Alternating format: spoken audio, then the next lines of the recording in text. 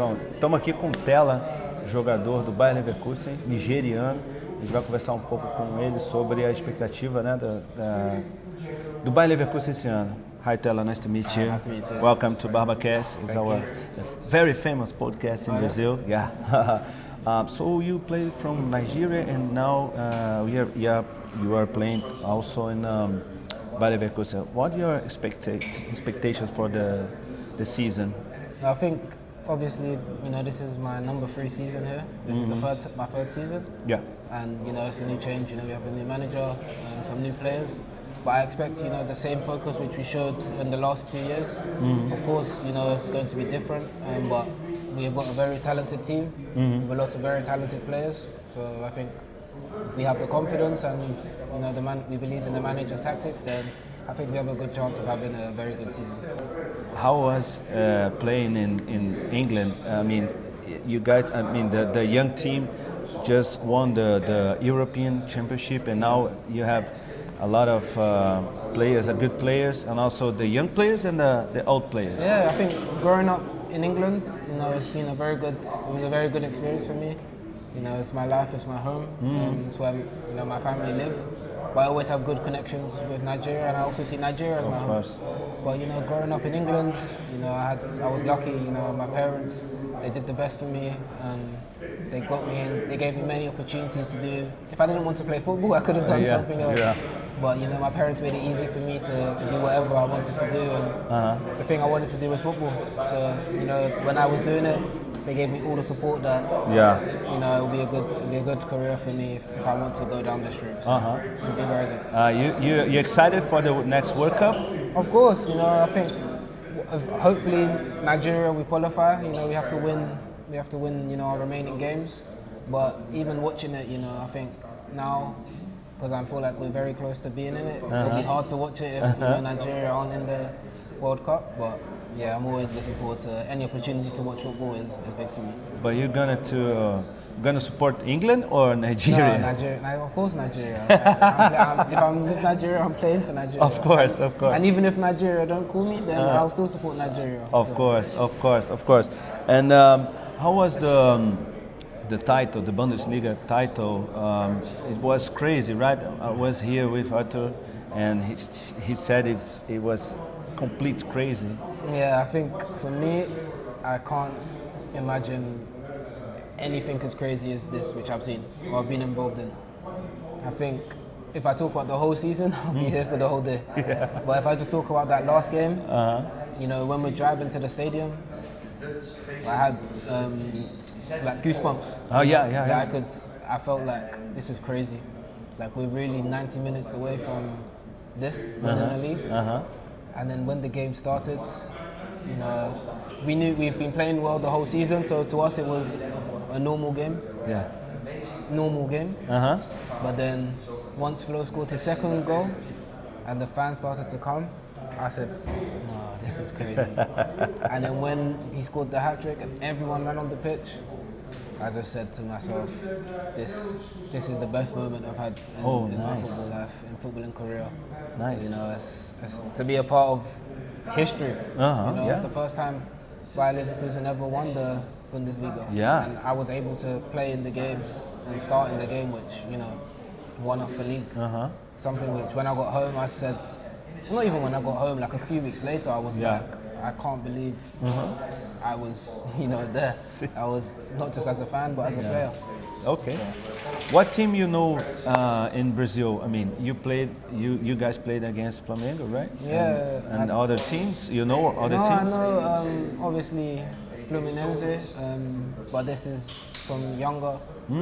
Santos and Botafogo, because I had one player when I was on loan at Burnley.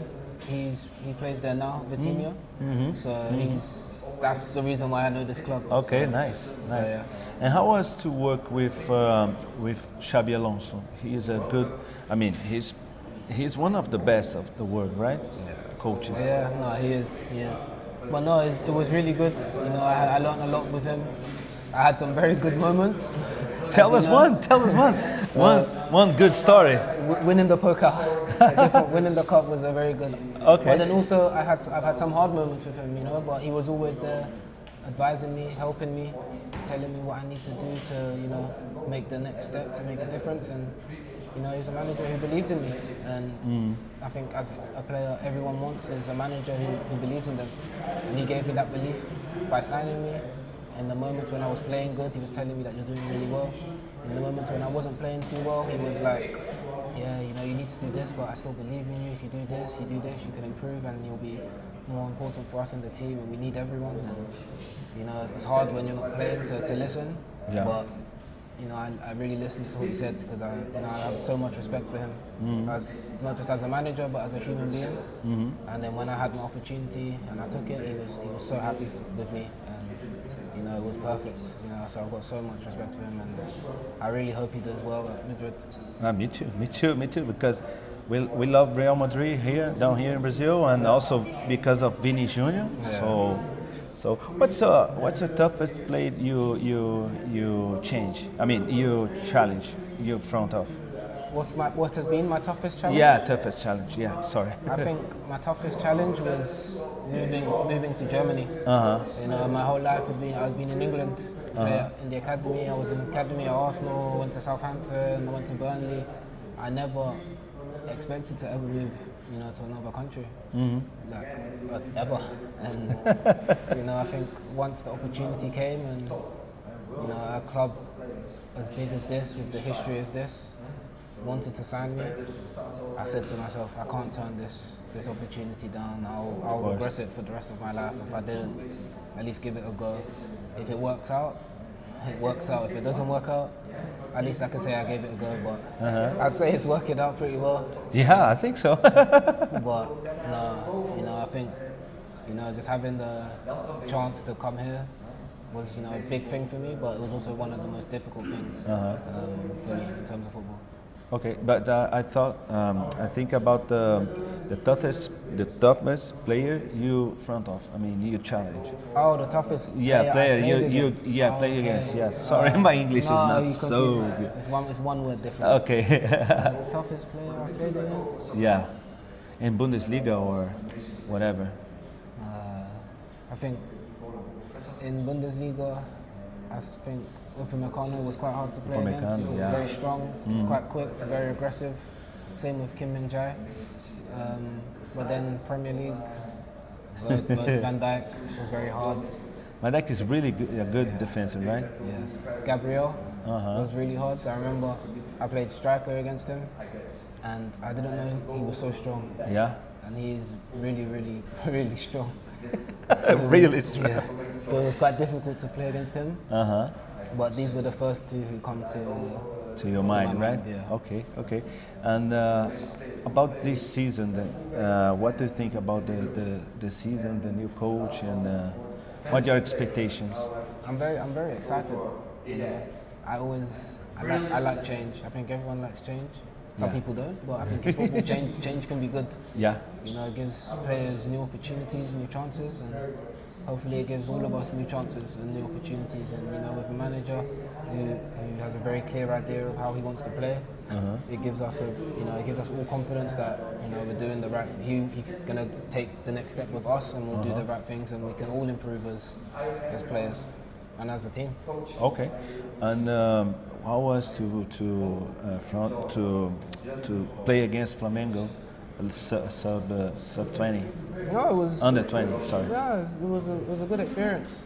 You know, I can't remember if I've ever played against a Brazilian team. Maybe not. No. I think even in my junior time, I don't think I've ever played against a team from Brazil.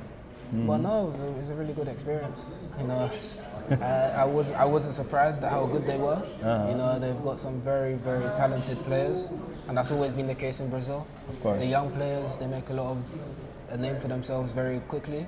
Okay. And then most of them, they live up to the hype. They become really good in the future, and one of the best players in the world.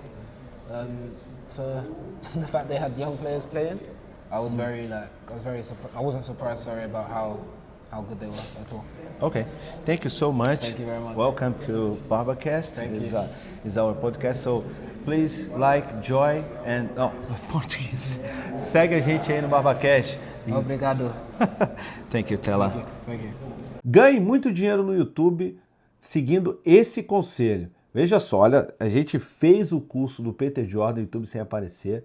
Para quem não sabe, o Peter é um dos maiores youtubers do Brasil e do mundo, tem mais de 14 milhões de inscritos e ele vai ajudar você a ganhar dinheiro de verdade no YouTube ou em qualquer outra rede social. Como? É o seguinte, esse curso, o YouTube sem aparecer, quando a gente fez, o nosso canal tinha 40 mil inscritos e hoje estamos chegando a 360 mil inscritos. Então, o link está aqui embaixo. Eu recomendo para vocês. Vocês têm 7 dias para pedir o dinheiro de volta. Eu recomendo, a gente usou, foi muito bom pra gente. Vai ser bom para vocês também, tá bom? Então, se você quer ganhar dinheiro com a internet, YouTube sem aparecer, eu recomendo.